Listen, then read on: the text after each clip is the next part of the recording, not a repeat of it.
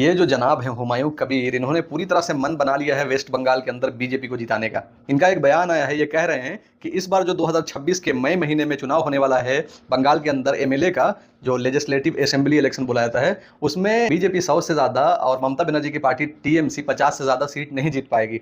अब क्या पता इन्होंने किस तरह से गठबंधन कर लिया है बीजेपी के साथ अंदर अंदर। अगर ये दोनों पार्टी मिलकर 150 सीट भी नहीं जीत पाएगी तो 294 वाले असेंबली में क्या ये 150 सीट अकेले जीतेंगे, या ये बीजेपी को सिर्फ वोट काट के फायदा पहुंचाएंगे।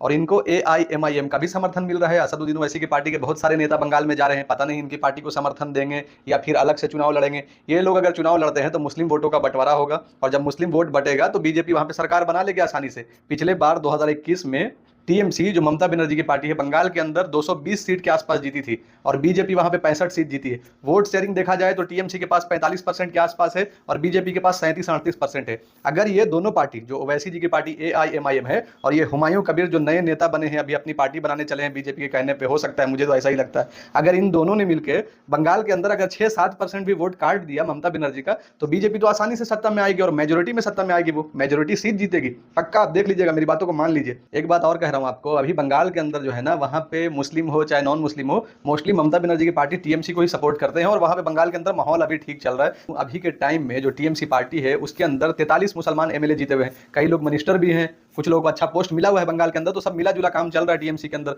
बट बीजेपी को वहां पे सरकार में आना है तो किसी ना किसी को तो खड़ा करना था। अब हुमायूं कबीर जी को मोहरा बनाया गया है। इनका रिकॉर्ड अच्छा नहीं है मेरे जानने के हिसाब से, जितना मैं जानता हूं। इनका ये रिकॉर्ड है कि इन्होंने बीजेपी के टिकट पर भी एमपी का चुनाव लड़ा है, और इनका एक बयान है वीडियो में, अभी ताज़ा बयान है, मैं वीडियो चाहे तो आप लगा दूंगा। उन्होंने साफ कहा है कि वो मोदी जी को बहुत पसंद करते हैं, अभी के टाइम में उनका वर्चस्व, उनको मानते हैं अच्छा नेता।